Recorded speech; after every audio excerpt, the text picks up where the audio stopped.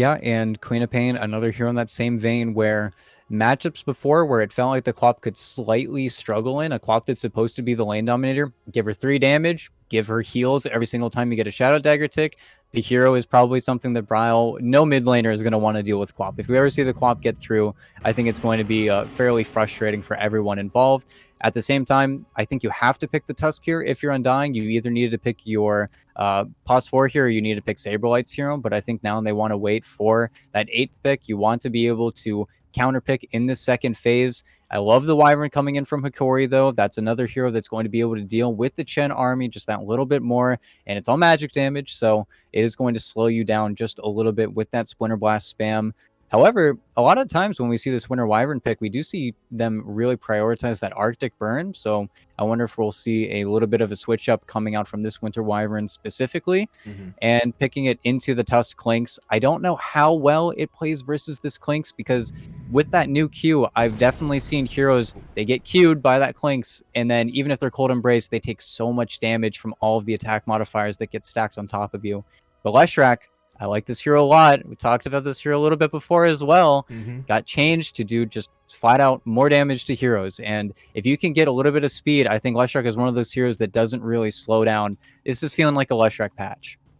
Yeah, I mean, obviously you do a little bit less damage to towers as we were mentioning before, but the damage that you can do to heroes, you are a little bit more fight oriented now, and to be honest, you do a little bit less to towers than you did before, but this Leshrac is still effectively a battering ram in a lot of scenarios. The only thing with this Leshrac pickup, I was going to mention for the Wyvern, they've run it in Analog's hands in that middle lane quite a few times. Not entirely sure if they would want to do that now with the Lesh. Looks like they would run it in a core position, otherwise they'd have to put it, I guess, at the 1 to maintain it as a core hero, and I'm not really sure if the position 1 Leshrac is 100% back in even with the new patch. So that does mix things up a little bit for the Hokori side. Meanwhile, for Undying, though, the Sand King coming out for them. Yeah, and they're banning safe laners. They're trying to get stuff out of TRS's hands, it looks like, which does make sense. The only issue with this Clinks versus Leshrac matchup, Leshrac is actually fantastic versus Clinks, but you need to be on top of him. You need to be smothering him because otherwise it is very difficult for Leshrac to ever approach a very, very farmed Clinks, especially when we get into what I can only imagine is, I guess they could flex it. We could see Tomato or Bryle flexed up on that Clinks. And again, it's the power of last pick. It's the power of picking these very early core heroes where we don't know until we know. And last pick's going to be so broken. I wonder if they're going to maybe do a hotfix patch because we will see pretty much every team now prioritize that last pick, and that's where Hokori, they got Winter Wyvern Leshrac. They have that combo pick. Those are the things I really want to see now with last pick being as broken as I think it is going to be. What teams are going to do with that second phase 2 picks in a row, because I don't think really we've seen any team go for that incredibly hard combo play. We still see teams now reversing the orders where they want that relative strength in their heroes. They don't want to have to deal with getting counterpicked or even giving away some of that flexibility because they want that. And I do like the Spectre. On paper, Spectre is one of the best heroes versus Clinks. That's another hero that's going to be able to jump on top of you. And that's where I feel like Undying are probably going to need something a little bit more active coming in from Bryle, whether or not it's going to be his Storm Spirit or possibly even his Ember Spirit. Something along those lines might be a little bit better. But I think we have to see something like that coming from Bryle. If this would be a Bryle Clinks, then I think they might get crushed a little bit too hard in those side lanes, especially once the Leshrac decides to get involved. Right. And not really sure if the Clinks can have this sort of proactive nature that you would want from your mid laner. Certainly possible, but it does leave you with a bit of a question mark. So we'll see what Undying do here. They've got plenty of time, 50 seconds left on that reserve clock, so they can just sort of think this one through, really try to nail down a favorable matchup, although they seem to have come to a decision, and going for the Monkey King. Okay, a hero that, well, like a lot of the heroes in this draft, didn't really receive a crazy amount of attention back in 7.29 and its sub-patches, but they're going for it, and they will be putting it in the hands of Tomato as well. So it's Monkey King at the 1, and it will be the Clinks mid. Yeah, and it is going to feel okay, but again, with this matchup, you have to keep the Leshrac at arm's length. If the Leshrac is ever able to get on top of you, and that's something that Hokori, with both of their supports here, weren't really able to get that hero that will be able to close that gap very easily. unless, of course, Bryle is completely out of position and gets caught by this Nyx assassin, but I really don't think that'll happen. But that's where these team fights are going to get a little bit messy, I think, for Undying. That's why this Monkey King does feel interesting. It does feel good. I saw Koifa playing it right before this series decided to go down, and it does feel a lot better. A lot of those Boundless Strike buffs, it's just buffing the early game of a lot of these heroes that were almost viable in the previous patch, now making them feel like both of these teams are showing very viable. The only thing I'm worried about is how strong the Celestial is going to come out of the gates, whether or not Analog's going to be able to get those early advantages and then just come out swinging, because all of these lanes are so easy to gank, as well as the Chen. It is just feed. It is just something that's going to get pushed through the Leshrac. He's going to commit maybe 500 mana, and then all your creeps are dead. That's where Undying, they have to play their lineup in waves almost, where they need to use all their abilities, use what they have available to them, get out, reset, go again. Where Hokori, aside from really just Doom and Haunt, they can run at you full force, and that's where Analog, he's got to be the pace setter of this game. Yeah, they almost always seem to rely on Analog to be that sort of tempo setting kind of player, so really not much of a change up from their usual style, but just because he's used to it doesn't necessarily mean you're going to have those results, but they will rely upon him pretty heavily, so well, we'll have to wait and see how that one plays out as we do get this one started. First official matches here for the two teams on this patch, and seeing some new faces. Well, let's see how it works out. Game 1 of this best of 3, as a reminder, we are in the upper bracket here for the playoffs, so win, you advance to the upper bracket final. You're one series away from the grand final at that point. The loser is not eliminated. They'll fall down to the lower bracket. They'll have a second chance tomorrow, I believe. So no elimination today across our two series, but certainly a lot on the line here as these squads are trying to lock down that sort of top 3 finish. So well, we'll see how it goes. And one other thing to point out, as you can see on your screen here, Widge still playing for Hokori. I don't believe they've made any sort of official announcement yet with regards to what's going on with El Misho, so I think he might just be unavailable for a little bit. So Widge has been playing with Hokori for the past couple of days. He will continue to do so for this series. And look, they're getting a little bit close here. Yeah. Look at the circles Tomato's doing, just mischiefed up as a courier, excuse me, of Moon. He's gonna pull the trigger. Ooh, Widge not able to hit with the stun. They might have been able to get the kill, although they're still chasing it down now. That Arctic Burn really coming into play, but I think Moonmander's going to be okay. Loses about half his HP, but he does get out of there safely. Yeah, and we'll see. Winter Wyvern, another spell that got changed was that Arctic Burn. It slows just that little bit less at level 1. More heroes that were good in the previous patch getting nerfed at those early levels. So we'll have to see if Gartic is going to be able to hold down the fort, because Dubu, he has that Divine Favor. He's got the headdress. He's got 3 armor instead of 1. We're just going to see if this Chen can really be the trade king that I think a lot of teams are going to start to value him as. Mm-hmm. And TRS going it alone at the moment as that Wyvern has yet to return, so he's just got to be a little bit careful. He's never going to take a crazy amount of damage here from Dubu early, but might be able to burn an extra tango. But at this point, Gartic has returned. Dubu actually didn't see it coming. They didn't have the ward here, so he does get hit up by that burn, but well, he should be okay. But ET, even as you were mentioning, even with the slow reduced, it still kind of hurts there, and Dubu just has to take a step back, but this is the reason why he came to lane with this build. He's got the tangos, he's got the headdress, he's still getting that HP regen from the favor, so he's going to be able to shrug off quite a bit of this damage in a way that it feels like Gartic right now may not be quite as equipped to handle. He does still have a couple of tangos and his own salve, but Dubu's just got a lot of this regen inherently, and you see Saberlight even going for the Burrow Strike there, just trying to put a little bit of early pressure onto the Spectre. And Sand King, probably the hero we talked about the least in draft. It's still Sand King. It's still really solid just all across the board. He received very little changes, aside from the Aghanim Shard actually getting a pretty nifty buff, where now the Epicenter pulses just do a little bit more damage, and you have a casual Epicenter pulse. I think a lot of people slept on it at the beginning of that last patch, but then really started coming around, as well as that 150 Sandstorm Radius talent, a talent that you wouldn't think would be as good as it is, but it is actually kind of insane, because now your Sandstorm is bigger than a Sentry at that point, and we'll have to see how Saberlight's really able to spin it. Playing Sand King versus a soft illusion hero like Spectre, you're definitely going to be able to put a lot more pressure on this hero. And you have this Dubu who is going to farm. He is going to get aggressive with those creeps. And now you've got this Kobold Foreman that's just going to run at you with 3 armor. I don't know, this hero, I'm really excited to see Chen back in the Up meta. top, Vitali just got trapped. Yeah. Good play from Moon Meander. They get the tag team, they get the shards. Tomato's able to get that Jingu Mastery up and running, and doesn't even have a point in the boundless. They didn't need that sort of stun and crit to sort of pull through. So, first blood to Undying, and I mean, Moon Meander Tusk, this is what's going to happen, right? He is going to be on you, maybe not constantly, but it's certainly going to feel that way for Vitali and Widge in this lane.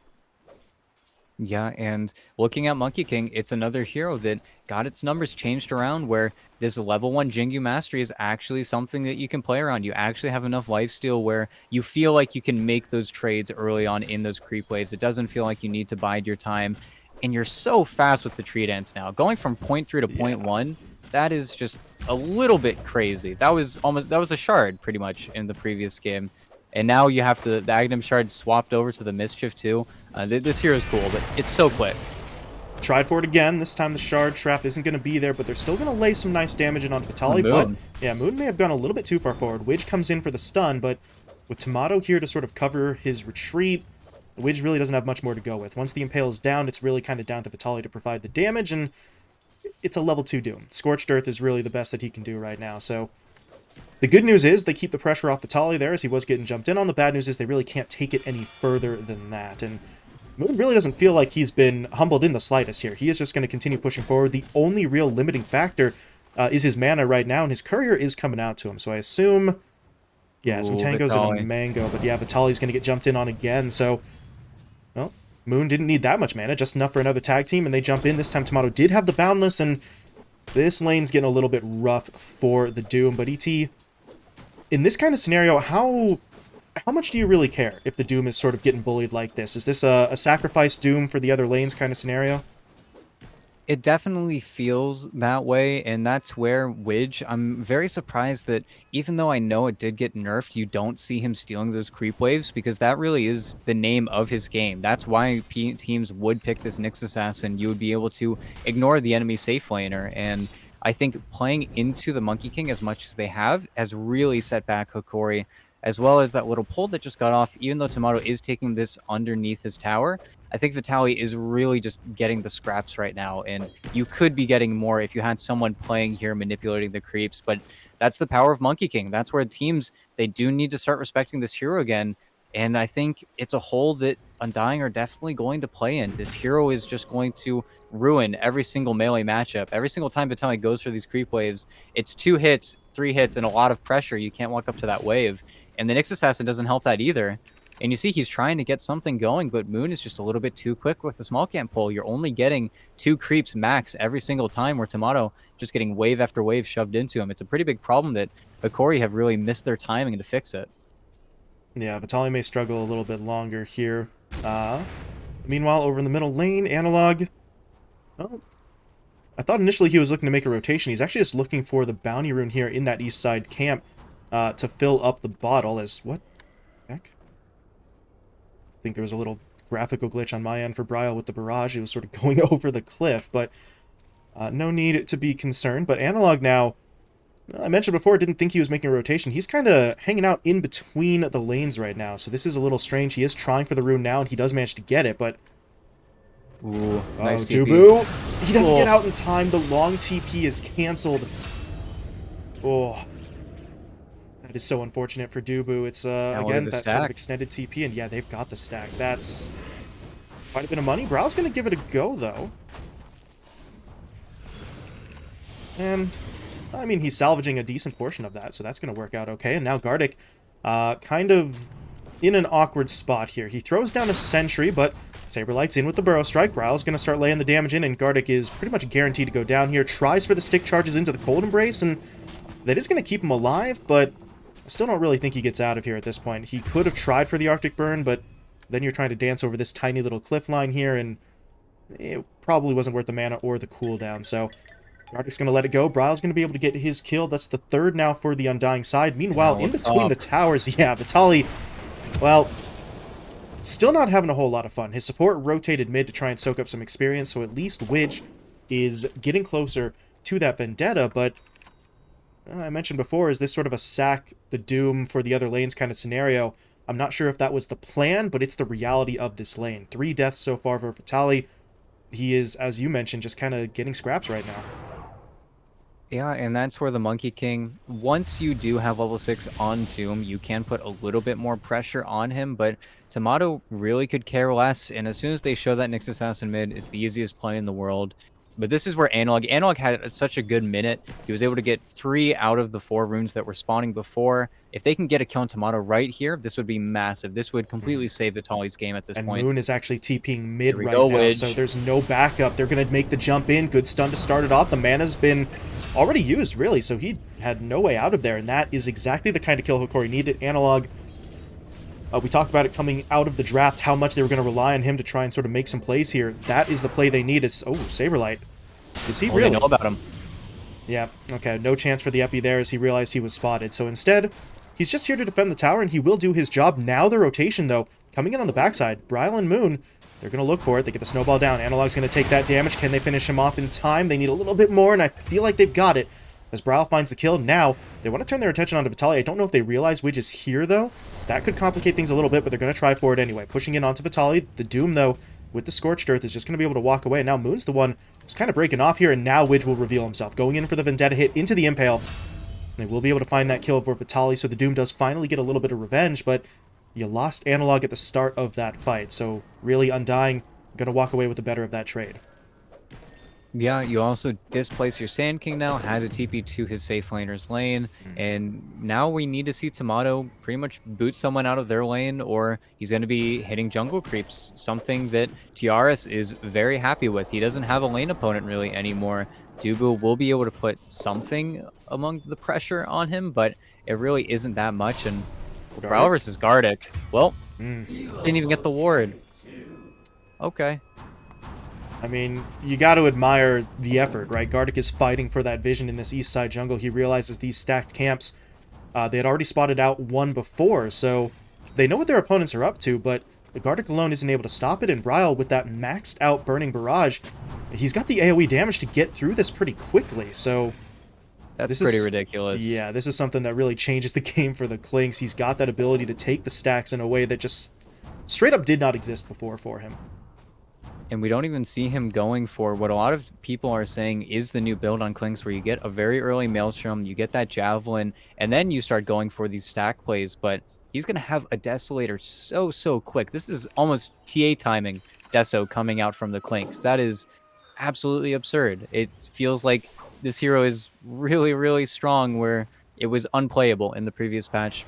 As well as Dubu just completely playing for his Clinks. He's had so many stacks.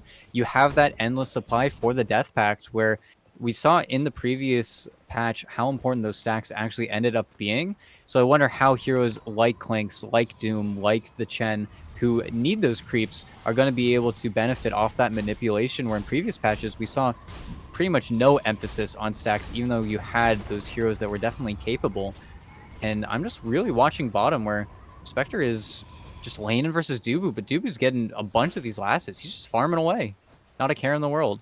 Yeah, kind of surprising. You take a look at his net worth, it's obviously nowhere close to the Spectre, but he's hit level 6, he's getting decent experience, he's finding some last hits here and there, as you were mentioning, and I mean, this is going to be a bit of a concern. This new Chen, we were talking about the possibilities for him. He's got so much more in the way of sort of utility for himself and his teammates now, so I'm not really sure you want to leave him alone for that long. His middle lane, Moon, does get jumped in on there by the Winter's Curse, but Snowball comes in at the end. He survives. They even throw the Hand of God out there, and now the Spectre, she's going to haunt her way top, where the Doom was thrown down onto Saberlight, but Tomato's going to try and come in. Bound the strike there with the Wukong's command. Unfortunately, they can't keep anyone inside of it, but they are chasing. They're looking for Tiaras. They've got him trapped up inside of those shards, but there's going to be the Blade Mail coming through, so that damage is getting reflected, so that means Moon and Tomato have to change their focus. Instead, they tried to go on to Vitali. They do get him, but Widge with the clutch play. The Impale connects onto 2, takes down Moon Meander himself, and then sets up Tiaras for the secondary kill. Once again, you see the Doom getting sacrificed, but that time, sacrificed for 3 kills, including 2 core heroes. Yeah, they just got a little bit too greedy on the Undying side. I'm not entirely sure why Dubu popped his Hand of God that early. I don't think anyone was really under direct threat. He wants revenge. Going in with the Epi into the Burrow Strike, and Tiaras... Okay, Tiaras does get taken down. Meanwhile, down bot, Vitaly thought maybe for a moment he wanted to chase onto Dubu, but without his ult, that was going to be a little bit more complicated damage-wise, so he does back off as Tiaras actually DC'd, so well, during that gank from Saberlight, maybe Tiaras noticing a little bit of extra lag or ping, so hopefully we can get him back in. But that was a pretty big kill for the Undying side. Obviously, the initial fight top doesn't go the way that they want, but they're at least able to get a little bit of revenge there. They take the Spectre off the map for a decent amount of time. Yeah, and unfortunately for the Undying side, whenever they did make that rebuttal play after the dive onto Saberlight, just got the Blade Mail delivered. So all of that damage, he actually got to reflect all of the damage coming from that tag team Walrus Punch. So Moon basically out of the picture at that point. And then Widge has been really clutch with his impales. He's really been doing the legwork for his team. He's been setting up for his Leshrac.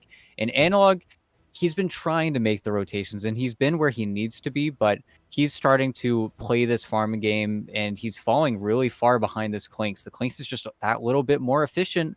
This Burning Barrage spell is feeling a little bit broken, especially now you have the full Deso coming out on the Courier. I can only imagine that now Bryle, knowing that the Doom TP'd bottom without Doom, is going to make that rotation, and this tower is going to fall incredibly quickly. So we'll have to see how they take these blows, see if Analog decides to make his way towards the Sand King or possibly just pops the Edict mid, trying to get some type of counterplay, because now this is the issue with Hokori's lineup. They have the Doom on cooldown. They have the Haunt on cooldown. They're really going to struggle to make these plays in the buy, where now it's all on the Nyx Assassin and Leshrac. Yeah, and then we said, Hokori, we're going to rely on Analog quite a bit, but you want that to be by design rather than by necessity, which I know it doesn't really sound like that's too big of a difference, but it's a matter of just how much pressure. If the Leshrac's leading the way because he's set up to, then you're in a much better place, as opposed to, we need these heroes to make plays, otherwise we can't do much of anything. So, we'll see how that goes. Meanwhile, for Bryle, like, seriously, a couple moments ago we were talking about it as well. I mentioned the phrase I used was game changer here with the Burning Barrage. I stand by that one entirely. I mean, this changes the way Clinks plays the first 20 to 25 minutes. He can actually farm, and as you mentioned, he's the top of the net worth. He's out farming the Spectre, the Leshrac, everybody. And now with the Deso, he can start to get a little bit aggressive. We do see a fight starting to break out in the middle lane as Moon is going to actually just go straight in onto Analog. Tomato, okay, leaps forward, but once he sees Vitaly sort of coming in behind him, they are going to try to back off and regroup. They do have the Boundless, okay, hitting onto two. Can they get Analog? They need the Barrage, they've got it! Analog taking down. The Winter's Curse is just a little bit too late, but they could still take down the Clinks. Bryle's dropping low. Can they finish him off? They need a little bit more damage. Vitaly's trying to hit it. He will be able to get that kill, but I think he's just basically sacrificed himself in order to make it happen, as he is stuck on the wrong side of the river. Vitaly goes down. Saberlight wants in. Burrow onto two. Taking down Gardic. They want Widge as well. They need one more hit to really finish him off, so the body blocks are going to come into play. Tomato did just stun himself there, but I think they're still getting the kill. Tomato makes it happen.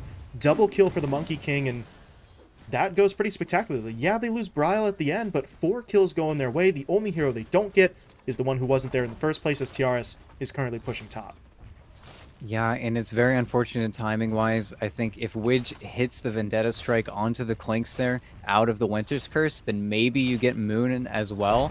And then, because you don't get Moon, then you probably don't lose Widge at the end of all that, but just a little bit unfortunate timing-wise. And they actually claimed that bottom tower as well. I think they had the Chen army down there doing work. And that was a fight where Undying didn't have Hand of God. They didn't have that savior, where I don't think Bryle is even close to dying if that Hand of God does go off.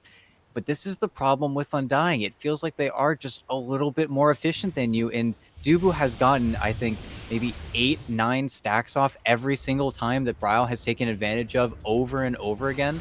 And now, once you have this build, once you have that Deso build up, as soon as you get the Lance, that's where you get to keep that Leshrac at arm's length. Saberlight's going to jump mid. Good play from Gardic to try and save it. Analog is dropping low. Can they finish him off? No. Winter's Curse coming in, connecting onto everybody as Saberlight will fall. They did get Analog, though, with that last bit of damage from the Sandstorm. So Saberlight's able to trade himself out. Bryle, meanwhile, well, the Barrage was just looking for heroes. It only really gets onto the tower and doesn't deal any damage to the tower. If it did, that'd be even more broken. But now they get the stun. Bryle's going to get jumped in on. They've thrown the Dune onto him, but Tomato's in there with the 2-man stun. The Snowball's coming through to buy some time as well. Into the Wukong's command. Vitaly now trapped up inside of those shards. Vitaly will fall. Bryle is still dropping to the Doom, but I think they're going to be able to, pop the Hand of God to try and save him. But Hokori are still fighting this. Tiaras and Widge are in there, but with this many enemy heroes nearby, I don't know if this is safe, and Widge may end up paying the price. He is going to get saved for now by that Cold Embrace, but now Analog coming into the fight, trying to get the Pulse Nova going. Defensive Snowball coming out again. It doesn't pull in Dubu, though, so Dubu will fall, but the remaining heroes get pulled in onto the Leshrac, but that actually pulls them deeper into the fight than they may have wanted. Tomato's dropping low. They'll finish him off, but Tiaras, he's got to lay his entire life on the line for that one. He gets taken down almost immediately by Bryle, and God, the kills are not coming easily here. Everyone has to trade off as Vitali's back in, blinks forward, gets off the stun. Bryle, though, popping the wand, still not dead. He's going to try and hold his ground, but not going to be enough. Wage finds the kill. Moon, that snowball, I think he was trying to save his buddy, but by the time he actually gets it off, Bryle had already died, so Moon gets pulled in as well. Vitali will finish him off, and that fight finally comes to an end. Losses on all sides here, and Bryle, excuse me, not Bryle, Saberlight was moving for the rune. Widge, though, he did have the impale, but he didn't really want to keep that going. Saberlight, with the blink in the burrow, probably would have gotten away, kind of no matter what. But now Hokori going to push for the tower. Mid, yeah. Unfortunately, they are playing into this Leshrac pretty hard, but at the same time, Analog has been eating these really nasty deaths. He just hasn't been able to get saved. It's something that Hokori really don't have, aside from the curses coming from Gardic, and every single curse from Gardic has been so clutch. It's actually been leading up to a lot of their kills, and fortunately, they are able to claim the opposing mid lane tower, but you still feel like you need to get something else coming from these players. And Widge, he's trying to shadow Tomato. Oh, they don't get the cut, though. Well, that's unfortunate.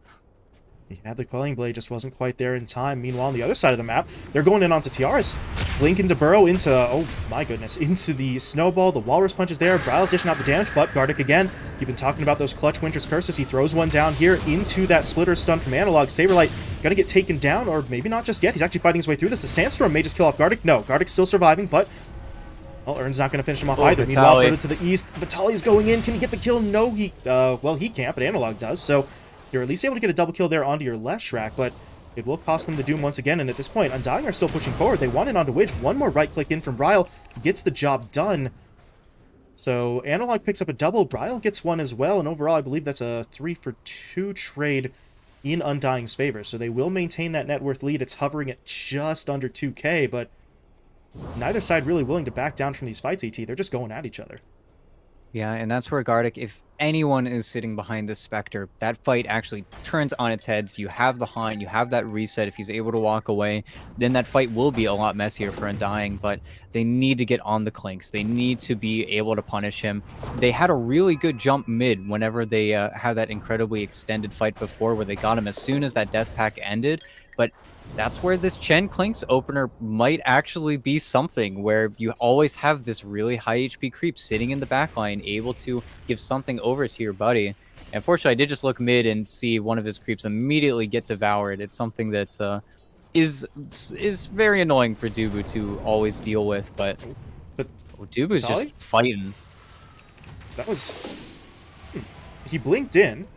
Didn't go for the War Stomp, though, so I think maybe they anticipated heroes being nearby. Technically speaking, they were correct, but those heroes were in the Roche pit, so without the aggression onto Dubu, Undying don't have to rotate anyone over. They finish off Roshan. The scan, unfortunately for them, comes out a little bit late. And now you're going to have to deal with the Monkey King with 2 lives in this next fight. It's already been a little bit difficult to bring him down. Tomato has gone down 3 times, but every time he dies, it's been in the middle of a fight that Undying has, by and large, been able to get the advantage in, and now they may be looking for even more. They're in onto Widge. Can he get off the Carapace? No, he can't. Punched into the Stratosphere before he's got the chance, as Moon will pick up the kill. And that's where we've always seen Tusk feel really impactful, especially versus the Nyx Assassin. You see the Carapace, you answer it with the Snowball. He doesn't have Carapace, then you just do 700 damage to him. It feels way too strong, especially in the hands of Moon. He plays so well with it. And that's where Hokori, they need to kill the Tusk and the Clinks at the same time. But the way that Undying have crafted their lineup, it feels like if they dogpile on one hero, Saberlight's always going to be there with the Burrow Strike. You're always going to have that save coming in from Dubu. And I love his build. He's itemized exactly the way he needs to. He knows the hero that's going to be playing on them is that Leshrac, so why not just have a pipe? You've got farm, you've got net worth, you can do whatever you want. And again, looking at the Ancients on the Undying side.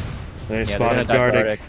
Widge, though, gets off the stun. Vitali TP's in. He gets a follow-up with the War Stomp. Now they're going to haunt in as well, but there's the Hand of God. Trying to reset. Tomato, though, still caught out. They will be able to bring him down. Moonmander, meanwhile, was trying to get away, but He does still get taken down, so they are trying to turn this fight on the side of Hokori. Can they make it happen? Analog very low on HP, trying to dance through the tree line. They tried to actually cancel out that Wukong's command stun, or channel rather. They don't get it, but they do get the hero. Tomato falls, Bryle dead as well, and Hokori, that was what they needed. They bait Undying in with Gardic, and sure, the Wyvern sort of sacrifices her life there, but it's perfect. Undying are in the exact position Hokori want. They hit him with everything, multiple stuns, the taunt, or excuse me, the haunt coming in from Tiaras, and Undying just maybe overextending, getting sort of sucked into that trap. Yeah, and every single condition that Hokori needed to clear was met. They had the Tusk in a position where he had to snowball defensively. He wasn't able to get his spells out. At the same time, you somehow found the Doom on Saberlight. I can't believe that Saberlight was showing so close to the tower and called the MVP from Gardic, placing that ward on the high ground before that fight even starts off. They had all of the knowledge in the world to take that engagement. There's no initiation coming out from Undying except for that overextension really coming in from Tomato and Moon. And at first I thought it was a really bad play for them to make any spells commit onto the Monkey King because he's got the Aegis. Why would you want to spend anything on him? You want to get him on the next life. You don't want to be committing into that Wukong's, but Tomato never got an opportunity to lay down the land. He never got to cast it. And then you get cleaned up by every single other member on Hokori. A lineup that if you get a little bit too much speed, Leshrac Spectre are one of the best heroes going into that late game. It's a little bit disconcerting for Undying. I think that's why you see them smoke up. They want to just get immediately aggressive out on the map again, but they really need to maintain that structure that I know their lineup has. They just really threw everything caution to the wind to get that dive on the Wyvern. Mm-hmm. Just the slightest, maybe overextension on their part, but Hokori, I mean, really can't give them enough credit. They laid out the perfect trap. I'm not sure if that was the plan from the very start, but once they realized things were breaking their way, everyone sort of comes together, and yeah, you take a team fight, you burn through the Aegis, you get the kill onto the Monkey King anyway, and that lead that Undying had been sort of nursing bit by bit throughout the first 20 minutes, it's just about gone. It is going to be at least slightly reinforced with the taking of the tier 2 tower down bot, so Undying do have that going for them, but we need to see them try and reestablish a little bit more control here. Don't know whether that's through continued pushes or some sort of team fight, but you do see them looking for something. They're trying to track down Widge in the bottom lane. He's got 5 seconds left for the Vendetta. Maybe he can get away. Does Tomato have Dust? He does not. So if Widge gets the ult off, there is no detection here, at least not from him. And Moon does have the Dust, though, but he's going to have to hit it. He's only got the 1 charge, and they're not really going to be able to connect. Meanwhile, in the jungle itself, you see Analog and Vitali. Vitali might be on a bit of a different page from Analog. He jumped in while Analog was backing off, but that does pull Moon Meander forward. Analog's now going to try to push into the damage, but there's so many heroes here, but there's Widge in for the stun, connecting onto 2. They're going to go in for the Haunt as well. And Undying are starting to lose some heroes. Dudu did get taken down. Moon Meander will fall as well, but Hokori, they're going to be losing some as well. Both Vitali and Analog fall. Tiaras is actually backing away, and the supports are getting sort of chased after. Saberlight wants in. Gardic, good play there with the Winter's Curse, trying to create some sort of exit route, but Saberlight's just going to blink forward with the Epicenter. Gardic should be going down here, and now they're going to try and track down that Spectre. Can they get her? They hit with the Boundless Strike. Brow's going to come in to try and hit that damage, but will it be enough? Blade Mail's coming back up, so they've got to be careful, and they're starting to outrun some of the other reinforcements. Saberlight is sort of on the back line here, so they won't have him, but okay, now Saberlight blinks in. By that point, though, Widge has already fallen, and Tiaras is back into the base. So Hokori, they do get their carry out of there, but it cost them literally everyone else. 4 dead. All you really got on the other side was the 2 support kills. And Gardic was just a little bit too split off from his team. If he's a little bit closer, I think that fight could actually chain into something different. It was a fantastic 2-man impale coming in from the Nyx Assassin, but you're playing into Monkey King Ring. Analog had to run at the Clinks and the Monkey, and up until you're very, very farmed, maybe you need a plate mail, maybe you need a full BKB, but walking through that Monkey King Ring, you got shredded. He even got caught off guard there, I think, with how much damage he ended up taking. And if your Leshrac cannot approach the cores on the Undying side, your team fight cannot begin. If you can lead with the Impale, with the Nyx Assassin stun, and then keep him chained up, then you can keep this fight going. But as soon as you lose Analog, you lose more or less all of your damage. And I think they wanted the fight. Gardic was just a little bit too far. They had the Haunt. They knew what they were getting into. I don't think Vitali makes a crazy jump like that without an idea of what he's getting started, but they just react a little bit too poorly, and Undying cores get to walk away while they're doomed. That's a terrible situation. Bryle hit up with the Dust. The Impale comes through as well. Can they keep him locked down, though? Analog needs to be able to connect, but yeah. The damage, though. Damn. Tiaras just blows him up anyway. BKB doesn't do him enough good. He will be taken down mid-TP, and nope. we are seeing Tiaras start to come along now damage-wise. Echo Saber, Manta Style built up, looking now for the Eye of Scotty. So we mentioned in the previous fight, it felt like they were so dependent on Analog for the damage. That is still very much the case, but Tiaras is starting to come along, and ET, as you were mentioning, one of those better heroes in the late game stage. So really, if you're Undying, you need to try and get back on top right now. No. As I do see a fight coming out, but Widge, though, he just stunned up everybody with both the Impale and the Carapace into Gardic, dropping down that curse. And can they bring Saberlight down here? Not just yet. Hand of God's healing him up. The mech comes out as well. Saberlight will not die. He burrow strikes himself away. All the while, the Wukong's command was doing its work. Tiaras and Vitali were just standing inside of it. They both fall. And now Analog, he's by himself here. Gardic is trying to stay in range to help him out, but there's only so much he can do.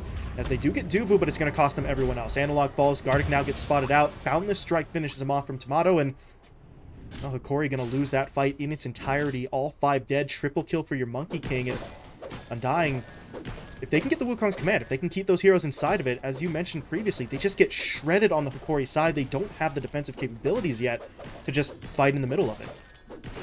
Yeah, and it's a really strange decision for me. Coming in from Tiaras, he just decided to sit there, eat everything, was none the wiser, and you lose the fight. You even saw Analog. If they were going to commit in that Monkey King ring, why isn't Analog now suiciding into the Monkey Ring with the rest of his teammates? I feel like that's a play where you're all in. You need to go, and maybe you get some of these kills. You definitely kill Saberlight if you committed there with absolutely everyone, but I think they could have reset. I think they could have walked out of the ring, not allowed Undying for that continued engagement, and then they would have had a much more convincing team fight. Sure, the Han's already committed, but with the way that ended up going, you get full 5-man wipes. Tomato now gets all the space in the world. He's got a Scotty coming in for himself, and this team fight only gets worse for you.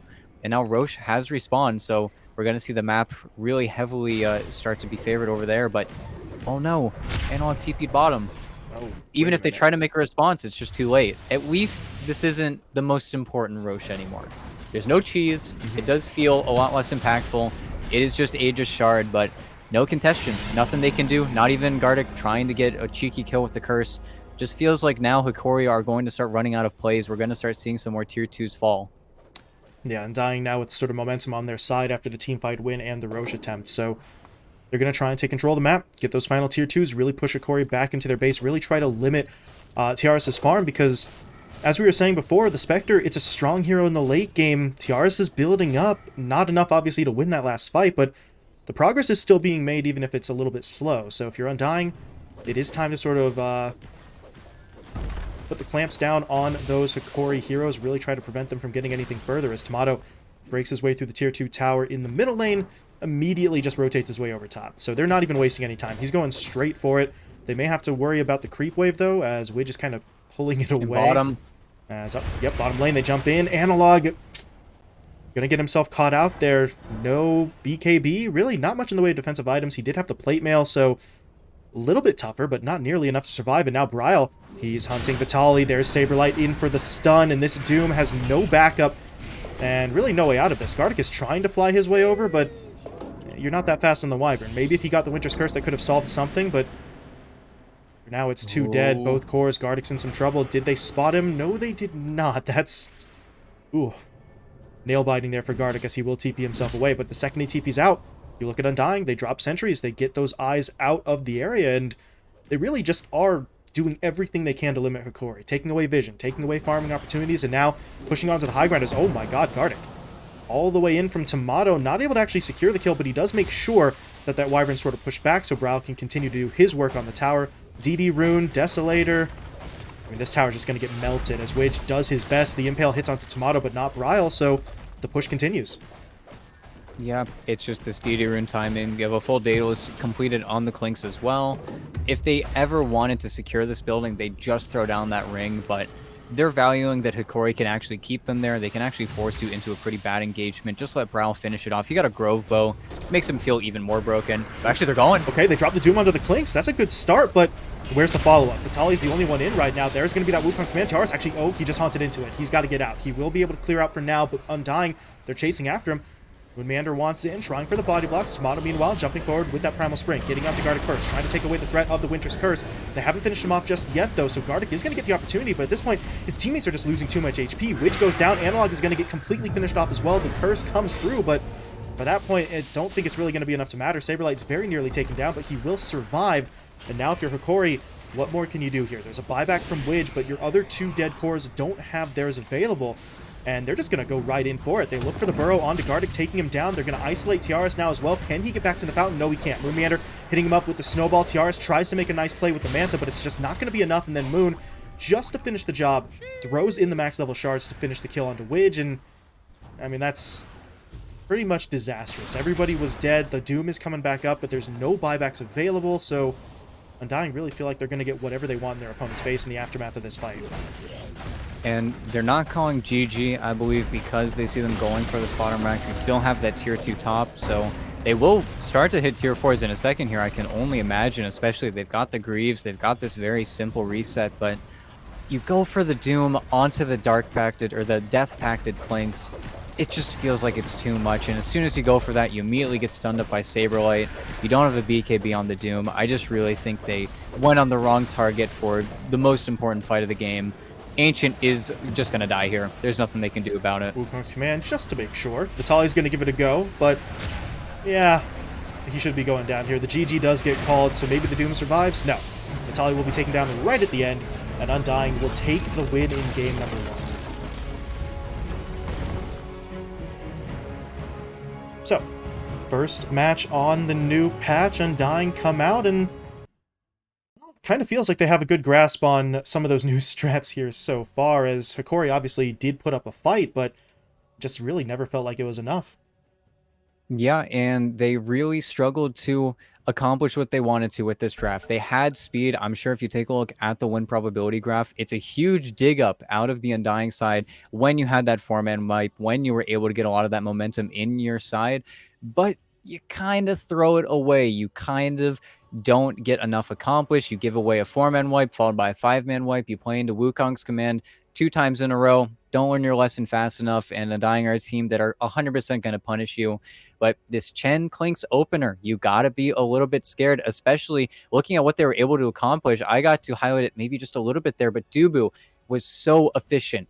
12, 13, 15 ancient stacks every single time Brow decided to make a rotation over to those ancients. He was getting jacked. He was getting so much farm. I think 12-minute Deso, at the end of the day, that's just, you can't do that. That's not allowed. And Hokori, well, I think they picked up the perfect answer in that Leshrac. Analog was not able to keep pace versus Brow. I think there was just a little bit too much team play coming in from Undying. Maybe it's the creep manipulation, the power of the Chen, having that dedicated stacker where you fell behind on levels, you fell behind on net worth, and the few times you were able to get onto the Clinks, you 100% punish him, but you're playing a losing battle. As soon as he gets that BKB, even though you went for that Doom, his teammates are all there. You don't have enough net worth. Game turns on its head. You just gave up a little bit too much speed to Undying, and it's how we see a lot of teams lose versus them. Yeah, once you sort of fall behind in that early stage, Undying really don't give you many opportunities to then mount that comeback. So we'll see what changes Hokori make. Might just see a ban on really the Chen or Clinks in this situation, but that is the nature of the new patch, right? You're going to come out, you're going to have games where there's something you weren't necessarily expecting, but if you're Hokori, the margin for error now shrinks. Down 0-1 in this best of 3. They need to turn it around. Otherwise, they could be knocked down to that lower bracket. So we'll see what they can come up with. We're going to be moving into Game 2 in just a little bit. Before we go, though, I do want to get in a word from our sponsor, LootBet. LootBet are running a promotion for viewers of LootBet Pro Series 7 Americas. You can get a 100% bonus on your first deposit up to 200 euros using code PRO. That's PRO. You can click on the LootBet banner down below the video player or go to bts.gg/LootBet to make use of that code. And if you do choose to do that, please do remember, as always, to bet responsibly. Don't bet your house, don't bet your car, don't bet your dog. I don't know. Probably can't do that. Probably not legal. But please do remember to bet responsibly. So thank you very much to LootBet. And we will be getting Game 2 coming your way in just a little bit. So stick around. We'll see if Hokori can fight their way back into this, or if Undying will be able to get that 2-0 sweep.